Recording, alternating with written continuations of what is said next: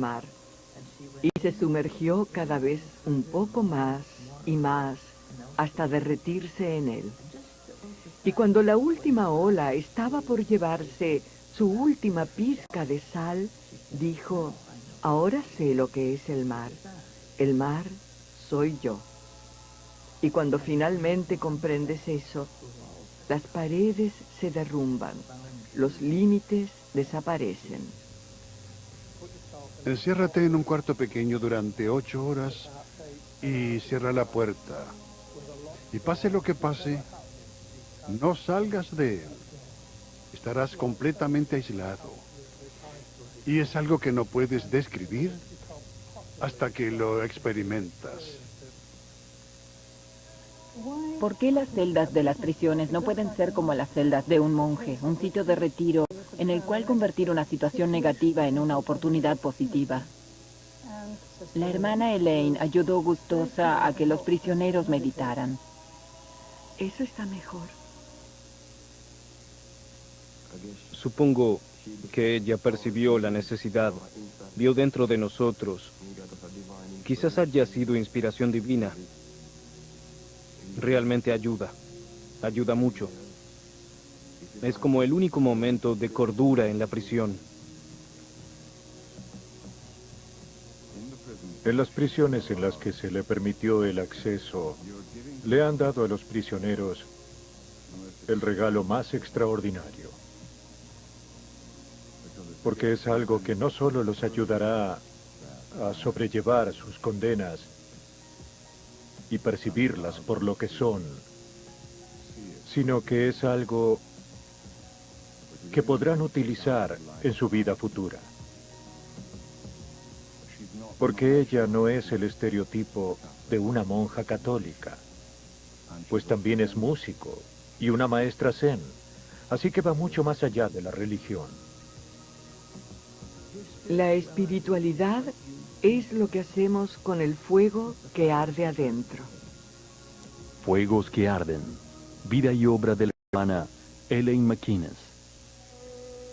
Moncton, Nueva Brunswick, 1924. Nací cerca del Océano Atlántico, en el este de Canadá. Siempre me atrajo el agua, me encantaba. Tengo fotos de mí así de pequeña, parada sola junto a la orilla del mar. Mi madre era una música maravillosa. Se graduó en violín y piano.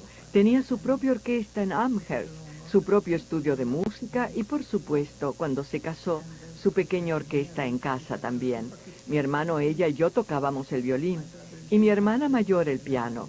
No siempre nos gustaba hacerlo, así que a veces escondíamos las partituras en algún lugar a salvo de ella si no queríamos tocarlas. Pero a fin de cuentas, ella hizo que me enamorara de la música.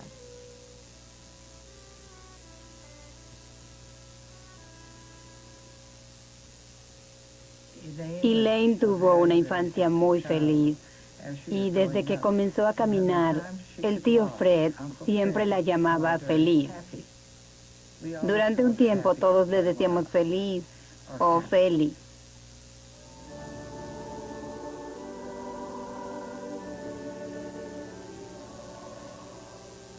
Siempre fue muy religiosa y solía asistir a la iglesia a menudo. Estaba a solo una cuadra de nuestra casa.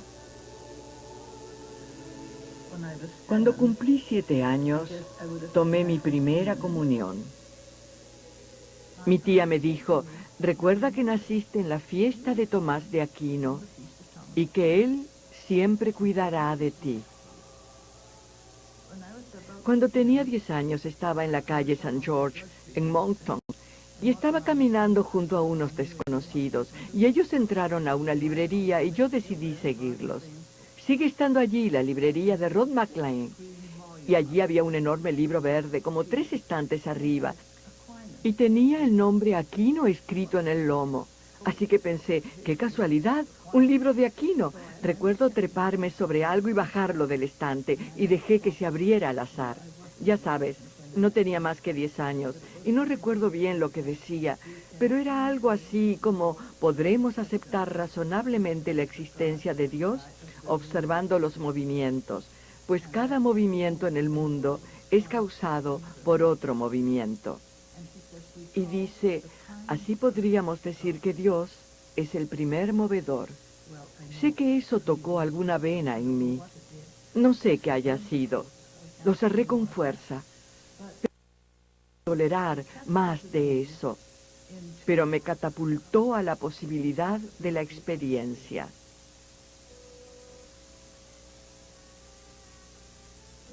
Mi madre y mi padre me hablaron acerca de ir a la universidad. Me dijeron, esto es lo que harás para ganarte la vida. Y yo les dije que no sabía si quería dedicarme a la música. Mi madre exclamó, cielo santo, ¿qué es lo que quieres hacer? Y yo le contesté, quiero estudiar filosofía. ¿Filosofía?, me dijo. ¿Qué es eso? Y entonces tuve que decirle que no lo sabía. Ella fue muy comprensiva y amable y solo me dijo, con todo lo que sabes, solo te tomará un par de años graduarte en música. Después de eso, eres libre de estudiar filosofía, sea lo que sea. Así que lo acepté y seguí mi carrera musical.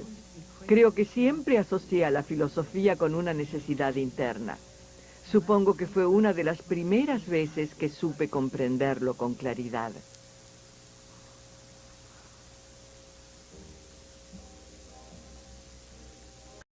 Tenía 17 años cuando conocí a Jacques. Había 5 estaciones aéreas en Moncton. Una de ellas, la número 10, era la terminal de arribos y partidas para los pilotos británicos que venían a aprender a volar o lo que sea a Norteamérica.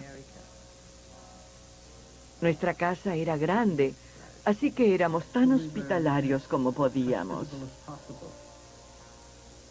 Entonces fue cuando conoció a Jack, un hombre muy apuesto y muy inteligente. Él era un buen hombre en todo sentido. Él me prestaba mucha atención y a mí eso me parecía muy agradable. Luego, una noche me invitó a salir y luego otra vez y otra. Le encantaba bailar y aunque no lo recuerdo todo, salíamos todo el tiempo. Cuando tienes 17 años y eres especial, todo es adorable y la pasamos de maravillas. Creo que estaban enamorados, pero ella nunca se lo dice a nadie. Pero creo que sí, estaban enamorados. Él no tenía dudas al respecto, solo quería regresar y trabajar en una granja. Trató de convencerme de que la vida en una granja era maravillosa y todo eso. Siempre me gustaron las granjas, pero no estaba segura de querer vivir en Inglaterra y se lo dije. Pero él regresaría para mostrármelo. Voló en avión a Inglaterra al día siguiente y resultó ser que fue la última vez que lo vi. Murió en combate en Devon.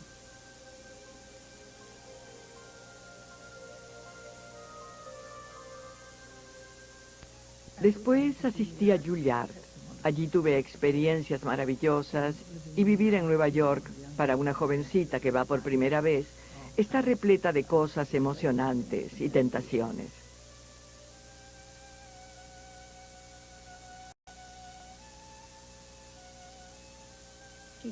Ella ya había perdido a su novio en la guerra y obviamente estaba buscando algo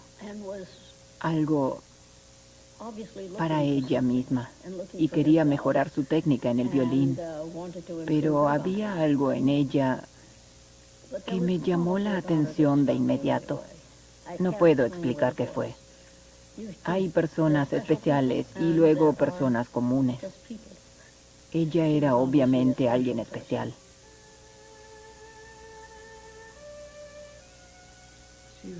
Ella tenía una gran comprensión para conmigo. Yo no era, ni de cerca, una alumna de 10 puntos. Mi talento musical era muy limitado.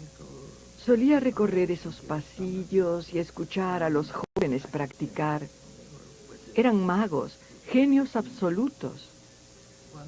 En una ocasión estaba esperando afuera del aula de la señorita Berendt a que llegara la hora de mi lección, y un hombre joven se acercó caminando por el pasillo Y al llegar a mí me tomó de los hombros y dijo, ¿existe Dios? Yo le dije, mira por la ventana y observa lo que pasa ahí afuera. Si logras involucrarte con esos árboles, verás que todo indica que sí. Elevó sus manos y dijo, tiene que existir, de lo contrario nada de esto tendría sentido. Después de Juilliard, mi primer trabajo fue en Calgary, tocando en una sinfónica. En algún punto le pedí a mi amigo filósofo que me enseñara la historia de los filósofos. Y así lo hizo, Dios lo bendiga. Le decía una y otra vez que debería haberme lanzado el libro por la cabeza. Comenzó con Platón y Aristóteles y los estudiamos a fondo, sus ideas, quiénes eran, cómo sus enseñanzas pasaron a otros que las tomaron, subiéndose unos encima de los hombros de otros. Y así llegamos hasta el presente. Y yo le dije, ¿esas son solo especulaciones? Sí, me contestó él. Y yo le dije que no quería especulaciones, ya sabes. Y fue allí cuando me dijo, pues quizás lo que buscas es algo verdadero. En ese entonces, para una joven católica, algo verdadero hubiera sido unirse a una comunidad religiosa, unirse a una comunidad especializada en el trabajo que una quería realizar y entregar así tu vida a eso. Y él me dijo, ¿por qué no vas y lo intentas? Así que le dije que sí, que lo intentaría. Y sabes, no ocurrió ningún terremoto. Siempre me siento triste y mucha gente se acerca a mí y quieren que yo haya visto las columnas de fuego en el desierto o algo por el estilo. Y ahí estaba yo, a punto de ver si realmente funcionaba. El primer mes fue bastante duro. Pensé en marcharme. Entré un 7 de diciembre y pensé que no podía marcharme antes de Navidad. Eso sería ridículo. Pero con todos los reglamentos y esos uniformes y las ropas negras en las que nadie se veía demasiado atractivo. Pero algo empezó a funcionar antes de que pasara ese primer mes. Sabía que no podía describirlo. Era como un pequeño punto ahí, pero sabía que era, que contenía la esencia de lo que había estado buscando.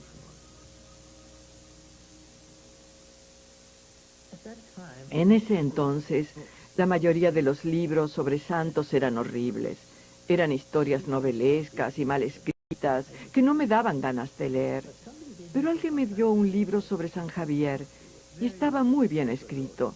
Un jesuita lo escribió, ellos lo hacen casi todo bien. Era genial y él era un personaje adorable. Y estuvo en el Japón y nada allí era como lo esperaba. Francisco Javier descubrió que el poder real no estaba en los shogunatos, sino en el monte Hiei, donde residían los monjes, pero cuando llegó allí, se negaron a recibirlo. Así que le dije a mi amigo que me llevara al Japón y que sería recibida por un monje budista.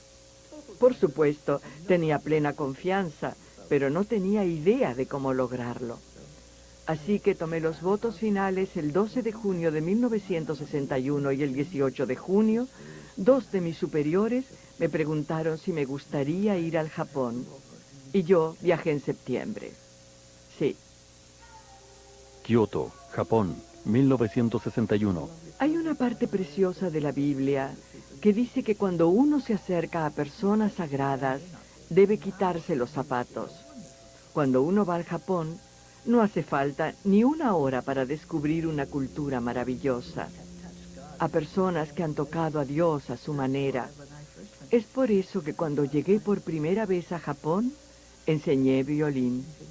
No convertí a nadie mientras estuve allí, ni modo.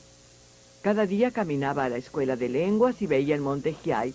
Lo observaba y me decía que algún día subiría sus laderas. Había una americana en la clase y ella me dijo que había subido al monte Hiei el domingo anterior, a lo que contesté, «Oh, ¿conoces a alguien ahí arriba?» Ella me dijo, «Conozco a un monje allí arriba». Y le pregunté si algún día me llevaría allí. Y ella me dijo, ¿seguro? Yo recuerdo cuando nos encontramos por primera vez.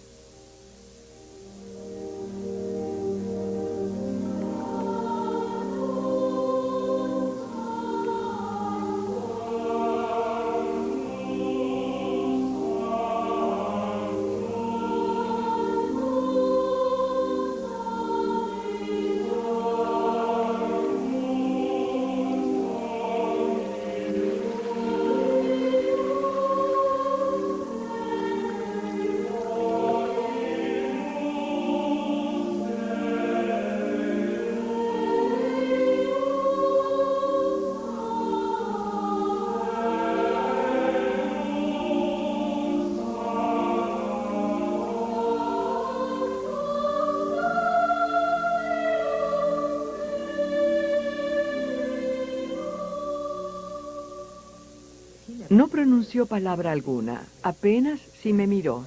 Miró hacia la derecha donde tenía el majovín, el termo, y llenó las tazas con té y todo, sirvió en cada una de ellas. Luego se sentó e hizo una reverencia a Virginia, mi amiga, y dijo, ahora puedes presentarnos. Y nos presentamos. ¿Cómo le va? ¿Cómo está? Todo así. Y luego se irguió, nos sirvió más té, y me miró directo a los ojos y me preguntó, ¿cómo rezas?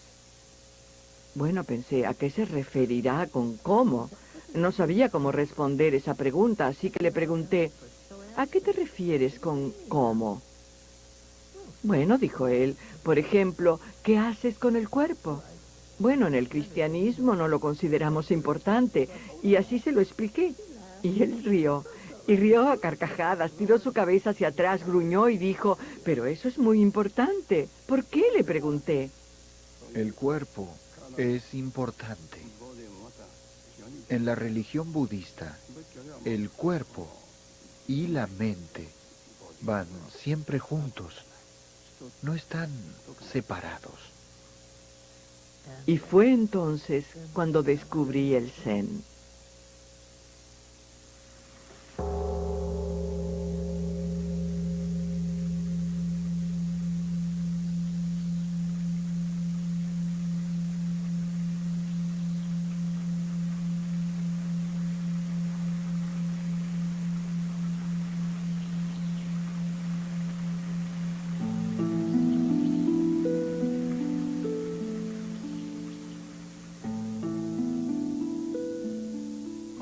Déjenme contarles acerca de cuando ella vino por primera vez.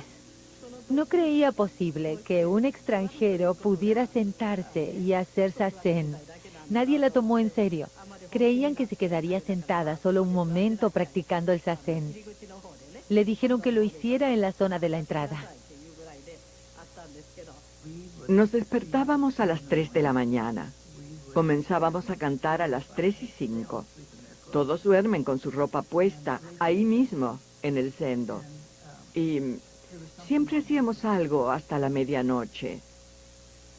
Y aprendí a sentarme. Eso es, aprendí a quedarme sentada durante largas horas.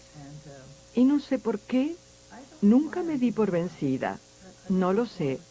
Me habré quedado unos 7 u 8 años allí, pero nunca siquiera se me cruzó por la cabeza darme por vencida. Pero ella realmente trabajó duro y con aparente seriedad. Así que la dejaron sentarse aquí. Y así comenzamos a practicar el zazen juntas. Zazen, sentarse en silencio, sin filosofía o teología alguna asociada, solo sentarse en silencio.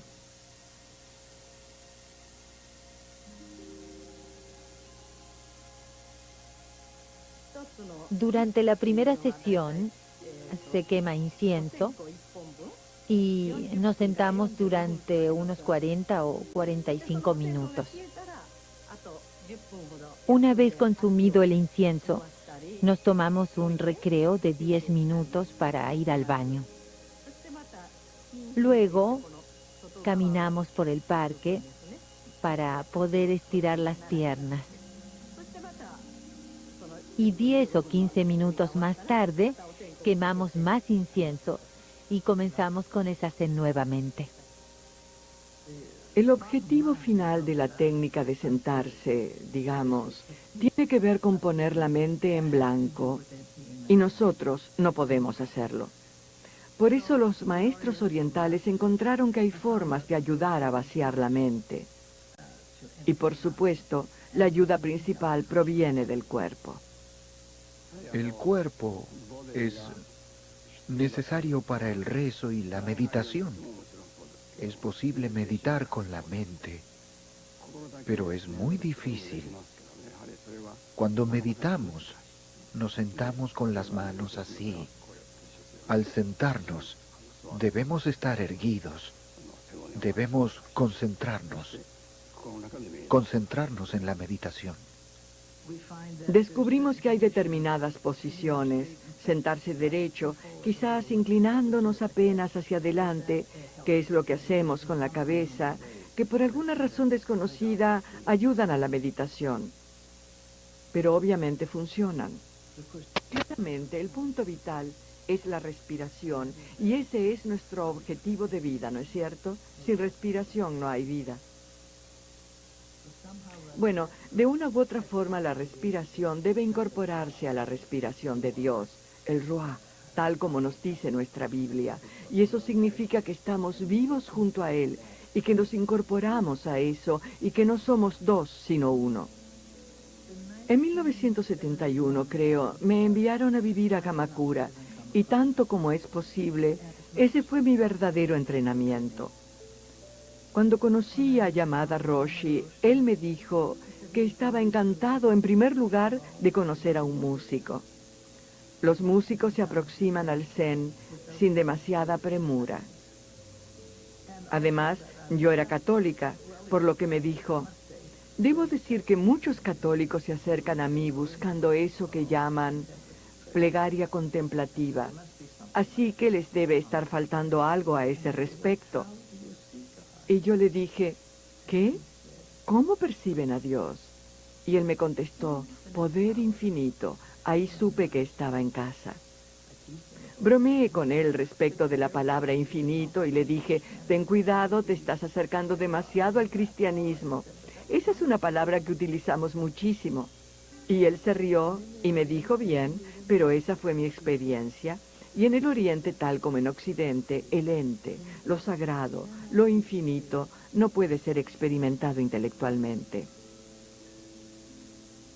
El koan, el sitio en el que mora la verdad, es algo que se le inyecta a las personas y que no alimenta al intelecto. El intelecto lo rechaza. El mundo que vemos es solo la mitad de la historia. Detrás de él hay un mundo que no vemos. Los koans se relacionan con el mundo que no vemos. Y dado que llegan bajo la forma de palabras, por ejemplo, hay uno muy famoso que todos parecen conocer. ¿Cuál es el sonido de una mano? Y como tenemos una mano con la que trabajar y tenemos la idea y la noción de lo que representa la palabra sonido, inmediatamente, ¿qué hace uno? Incorpora la frase al intelecto y comienza a trabajar con ella. Nunca descubriremos el sonido de una mano por medio del intelecto, ¿ok? Puede ser intuido. Cuando has visto, hablando de ver con el tercer ojo de la sabiduría aquí, cuando hayas visto ese mundo interior, se torna cada vez más y más y más importante para uno. Yamada Roshi me dijo, ¿y bien dónde está Dios? Y sin pensarlo, hice lo que cualquier otro occidental cuando se lo pregunta. Este es Dios y yo estoy aquí y todo esto. Le dije allí. Empecé a moverme un poco y lo miré y pensé, es ridículo decir que Dios está allí, ¿sabes? ¿Qué quise decir con eso? Me pregunté a mí misma. Y empecé a dar vueltas por el cuarto sin dejar de mirar a Roshi y sin saber qué decir. Y entonces él se me acercó y me dijo, ¿qué hay de la yema de tu dedo meñique? Y yo le dije, no te equivocas. E hizo sonar la campana. Es ese tipo de persona. No busca discutir, sino que solo quiere destrabarte de un sitio. Así que me planteo esto. Así que subí y regresé a mi cuarto, me senté en mi sendo y observé la yema de mis dedos y dije, aquí es donde debes cobrar vida, ¿sabes? Y cuando finalmente logré acceder a una experiencia profunda, Yamada Roshi me dijo, acabas de comenzar, ¿sabes? De ahora en más, debes convertirte en una mejor cristiana y una mejor hermana. Así que pasemos al siguiente koan. Estábamos por cerrar nuestra misión en Japón y todos se sintieron mal por mí porque yo me había involucrado con el lugar de una manera muy especial. Y dije, no, está bien, creo que me iré a las Filipinas. Nuestras hermanas estaban en Leyte. Esa ha de ser una de las regiones más pobres del país. La mayoría de las hermanas se dedicaban a tratar la tuberculosis. El 92% de la población era portadora o estaba enferma de tuberculosis. Es causada por la desnutrición, ¿sabes? Poca gente tenía lo suficiente para comer. Así que me dirigí a la Universidad de Agricultura Asigiana y hablé con ellos. Y ellos me dijeron, hay dos maneras de hacerlo. Puedes llevarles vegetales. Los filipinos odian los vegetales y las proteínas, especialmente los niños. ¿Por qué no intentas hacer que ingieran más proteínas? Y yo les pregunté cómo podía hacerlo, y me contestaron que solo había una forma, cerdos. Les pregunté cómo se deletreaba eso, y me lo dijeron. Así que construimos un chiquero para 6 cerdos. Los niños me ayudaron y terminamos criando un magnífico grupo de cerdos. Se los dimos a los granjeros, y eso fue de gran ayuda para ellos. Y eso sigue vigente hoy en día. Yo soy en parte granjera, ¿sabes? Y esa fue una época que disfruté muchísimo. Y por supuesto seguí visitando Japón al menos 2 meses cada verano para finalizar mis estudios de Koan. Los terminé en 1980. Desde que conocí el Zen, me uní a las monjas budistas y estudié con Yamada Roshi. Hasta que me acreditaron como maestra, pasaron 18 años. Así que cuando regresé y se lo conté a las hermanas, la Madre Superiora dijo, si le otorgaron el título de Roshi, no creo que deba estar aquí criando cerdos. Manila, Filipinas, 1980. Los filipinos manifiestan contra el presidente. Ese era un mundo completamente nuevo para mí, porque había mucho temor en la ciudad y mucha oposición al régimen de Marcos y su política. Y sin lugar a dudas, gran parte de esa oposición era liderada por monjas y curas. Y en medio de todo esto, recibí un llamado en la casa donde vivía en ese entonces. Era de alguien que conocía, y ella me dijo, ¿conoces a Boy Morales? Me dijo que lo habían encarcelado y torturado, y que lo enviaron a una pequeña prisión en la que él y otros prisioneros eran observados todo el tiempo. Renuncié al gobierno para unirme al movimiento democrático nacional, para oponerme al mismo e instaurar reformas y cambios. Y cuando lo hice, me refugié en las montañas durante 4 años. Y lamentablemente, después de 4 años, el ejército logró rastrearme y arrestarme, y me detuvieron como prisionero político durante casi 5 años. Alguien le dio una copia del folleto que editábamos en el Sendo, y él quería conocerme y que lo visitara para enseñarle el Zen. Todos me decían que si intentaba ir a visitar a Boy Morales en la prisión, sería deportada en menos de una semana. Pero, ¿sabes? Había algo dentro de mí que sabía que quería ir. Si él quería meditar, entonces yo debía intentar llegar a él. Así que los siguientes 4 o 5 años lo visité cada viernes. Creo que fue muy peligroso para ella porque venía y se marchaba sola. Durante esa época, los militares y el gobierno perseguían a la gente y nadie podía sentirse del todo seguro. Pero ella se arriesgó de todos modos, así que la hermana Elaine fue muy valiente.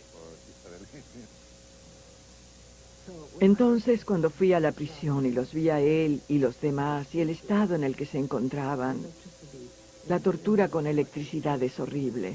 Pensé, ¿cómo? Con silencio, ya sabes, cuerpo silencioso y mente silenciosa, ni modo. Sus cuerpos estaban totalmente alterados, estaban enojados. Esta era mi celda. Y aquí había 9 celdas, pero la ubicación de la mía en particular era muy mala. Como pueden ver, ahí no hay puerta alguna. A veces temía por mi vida. Nos culpaban de lo que estaba pasando. Hasta tenía miedo de sentarme aquí porque podían dispararme desde afuera. Después de un tiempo, su estado mental mejoró mucho. Y lo mismo ocurrió con los otros 8 o 10 prisioneros que estaban allí. El polígono de tiro de los novatos de la contrainteligencia estaba justo al lado de la prisión. ¿Se imaginan enseñar Zen justo al lado de un polígono de tiro? pero dejaban de disparar a la hora del almuerzo, de 12 a 1. Así que el grupo se sentaba de 12 a 1 y luego lo hacían solos en sus celdas. Lo que el Zen hace realmente es congelarte la mente. Y si no aprendes a controlar tu mente dentro de la prisión, te vuelves loco. El Zen te carga de poder y comienzas a sentir que, aún confinado a las paredes de la prisión que te rodea, tu espíritu es libre, puede hacer lo que quiera.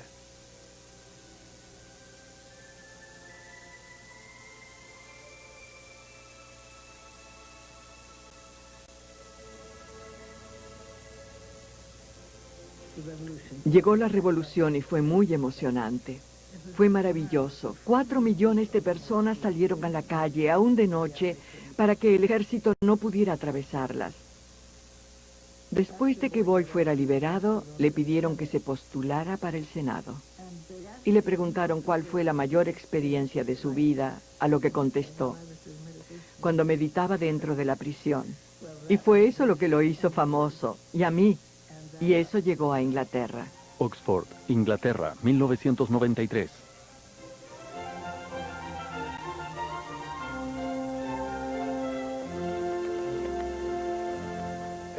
A comienzos de los años 90, yo era guardián en la prisión de Brixton. Esta prisión es una de las más antiguas de Londres. Sus instalaciones son paupérrimas y está superpoblada. Los prisioneros pasan gran parte del día en sus celdas porque no hay talleres y tienen muy poco que hacer. Y en ese momento estábamos buscando algo que mantuviera ocupados a los prisioneros. Y un día alguien me dijo que había una monja que quería verme. Y pensé, bueno, ¿por qué no? Así que la hermana Elaine vino. Y hacía poco que había llegado a Inglaterra a trabajar con la Fundación Fénix. Sabíamos que estaba trabajando con prisioneros en las Filipinas y le escribimos para preguntarle si le interesaba visitarnos y ver si le interesaría o no dirigir la fundación de la prisión Fénix. Y ella me explicó su punto de vista respecto de la posibilidad de trabajar con los presos, utilizando el yoga, la meditación, para ayudarlos a lidiar con el tremendo estrés que muchos de ellos sufren, particularmente por pasar encerrados tanto tiempo cada día. Así que lo medité un tiempo y pensé acerca de qué dirían los presos y el personal de la prisión respecto de que una monja canadiense viniera a enseñarles todas esas cosas esotéricas. Así que le dije, bueno, yo estoy convencido de que debería hacerlo, estoy feliz con la idea, pero tú tendrás que convencer a los prisioneros y tendrás que convencer al personal.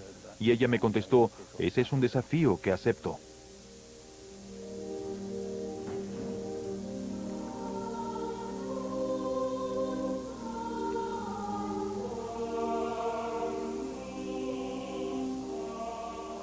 Me ayuda muchísimo con mi nivel de estrés. Antes de practicar yoga y meditar era muy irascible, me enojaba rápidamente. Baja un poquito las manos. Lo demás está muy bien. Me siento libre por primera vez en mi vida. Déjame enderezarte un poco la cabeza. Eso está mejor, bien. Los prisioneros, por supuesto, juzgan muy bien a la gente. Deben hacerlo para sobrevivir. Son muy rápidos para penetrar la superficie y los artificios.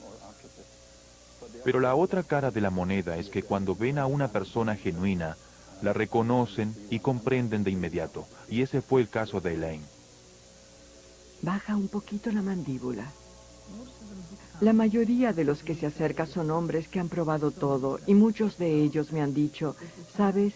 Esta es mi última esperanza, debo hacerlo de esa manera. Y es sencillamente maravilloso ir a una prisión con algo que sabes puede ayudarles. Ella se ganó su cariño rápidamente. Los hizo hacer todo tipo de cosas, cosas que estoy seguro no pensaron harían ni en sus más osados sueños. Siempre existe esa cosa machista de decir, oh mi Dios, ¿practicas yoga? Eso es cosa de maricas, pero no lo es. Sí, algunos creen que es un poco femenino, pero yo les digo que no lo es. Y que cuando ellos se enojan y pelean contra otros prisioneros, yo no lo hago. Yo no me enojo.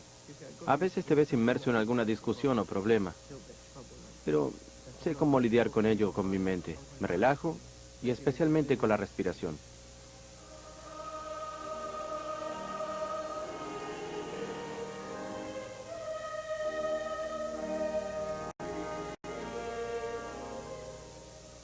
El día que no medito, estoy malhumorado o quejoso. Me siento miserable porque la prisión te hace sentir así. Somete a tus emociones a muchísima presión. Te despiertas y dices que intentarás hacer de ese día un día bueno. Pero apenas echas un vistazo a tu alrededor y te das cuenta de dónde estás, te deprimes. Ahí es cuando medito. Entonces busco mi paz interior, la quietud dentro de mí.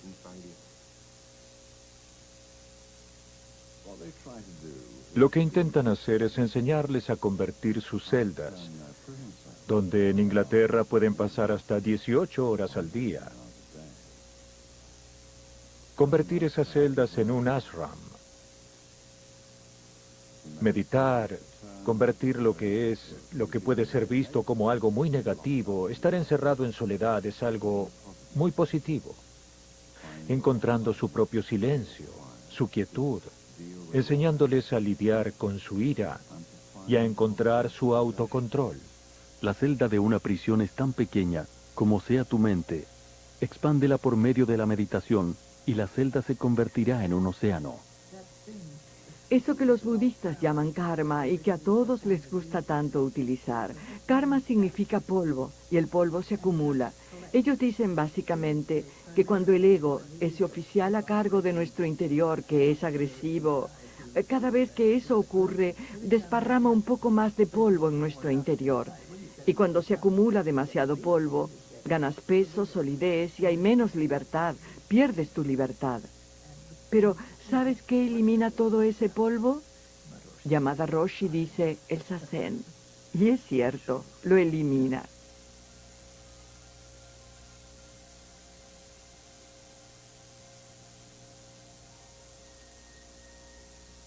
El Roshi siempre nos enseñó que cuando obtienes esta libertad interior, sentirás un impulso interior, siempre de hacer lo correcto. Y por supuesto, desde el punto de vista del director de la cárcel, su comportamiento criminal comenzó a cambiar. Empezamos a notar un comportamiento más apropiado. Así que es perfecto. Un prisionero me dijo hace poco, hay un tipo en nuestro pabellón que se la pasa caminando con una sonrisa dibujada en la cara. Dice que es porque hace yoga y meditación. Por eso le escribo a usted. No sé qué estará tomando, pero yo también quiero un poco. Realmente mejoró mi personalidad. Me ayuda a seguir adelante con una sonrisa en la cara. Sí. Inspiren, lleven las manos hacia atrás en la colchoneta y colóquense en 4 patas. Exhalen al llevar sus traseros nuevamente hacia sus talones. Continúen con esta secuencia de movimientos, pero asociando cada movimiento con la respiración. Inspiren cuando se colocan en 4 patas. Una vez que se acostumbren a esto, sigan adelante con su propio ritmo. Cada vez más y más gente quiere asistir. La lista de espera es interminable. Siempre me acosan en los pasillos para preguntarme cuándo les llegará su turno porque hace semanas que están en la lista. Así que cada vez más es visto como una actividad aceptable. Creo que la Fundación Fénix está trabajando en más de la mitad de las prisiones de Inglaterra y su trabajo es muy respetado. Los comentarios que recibimos del personal y los prisioneros es que los ayuda a lidiar con el estrés y la presión de estar encarcelados tanto tiempo. Hace poco estaba hablando con un amigo y me dijo, es mejor encender una vela que quejarse de la oscuridad. Cuán hermoso y cuán cierto. La meditación es nuestra vela y cada vez que nos sentamos la encendemos. ¿Quién es? Me nominaron para convertirme en oficial de la Orden de Canadá. Miles de prisioneros se han beneficiado con su persistencia y compasión. Ella ha regresado a Canadá para instaurar programas similares aquí. Le dije a la hermana Francis, nuestra líder aquí, volveré a trabajar a casa y trataré de meterme en las prisiones. Pero el director de penitenciarías no quiso recibirme. Y ella me dijo que le pidió al jefe clerical que me recibiera. Así que me recibió el capellán principal y me dijo, Usted no trabaja con ningún grupo. No hay sitio para usted en el sistema de penitenciarías canadiense. ¿Qué? Me dije a mí misma. Toronto, Ontario, 2004. Hola. Miren quién está aquí. ¿Cómo estás? Bien, cuéntame cómo está todo. Me dijeron que en un principio te rechazaron. Sí, así que decidí seguir por las mías y esencialmente es lo mismo que la fundación de la prisión Phoenix.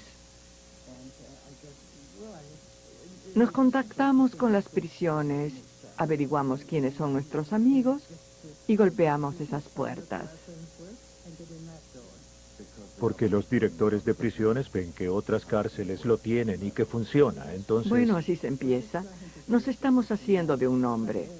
La meditación es nuestra mejor aliada, nuestra mayor herramienta de promoción.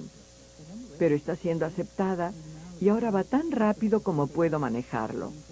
Me estoy matando para conseguir maestros y todo eso, así que estoy muy contenta con ello. Laurel Scott, la instructora de yoga.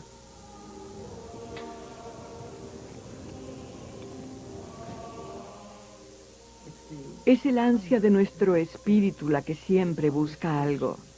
Nacemos con ella y se manifestará en cada uno de nosotros. Me hace sentir muy completa, como un todo, y me ha ayudado a relajarme. Mi vida es muy incompleta, entonces esto me da armonía total. Todos tenemos lo que necesitamos o queremos, todos. Es solo que no estamos en contacto con ello. Un centro tradicional existe solo para acercar a la gente a la experiencia. Kensho, la experiencia de ver la naturaleza de uno mismo. Ken significa ver. Sho es nuestra propia naturaleza. La primera vez que la ves, te vuela la cabeza. De repente, la coraza que rodea al núcleo central se abre y su contenido se desparrama por todo mi cuerpo. Explota más allá de los límites de mi cuerpo y Elaine desaparece por completo. Pierdes la noción de cuerpo, forma y los límites de nuestro cuerpo y generalmente también perdemos la conciencia, accediendo a un estado más profundo de conciencia. Pero sabemos quiénes somos. Yo soy Elaine y aquí estoy otra vez en este sitio en el que no hay nada. Pero es el lugar más maravilloso, es donde pertenecemos, es el lugar de donde provenimos al nacer. Allí mora la verdad, pero debes experimentarla. En las palabras de Dogen Zenji, he llegado a ver claramente que la mente no es más que montañas y río y la vasta tierra, el sol, la luna y las estrellas. Juan de la Cruz dice: mi amada es la montaña, los hermosos valles boscosos, las islas extrañas y los ríos sonoros, el silbido de las brisas del amor. Eso no es solo buena filosofía zen, es buen cristianismo también.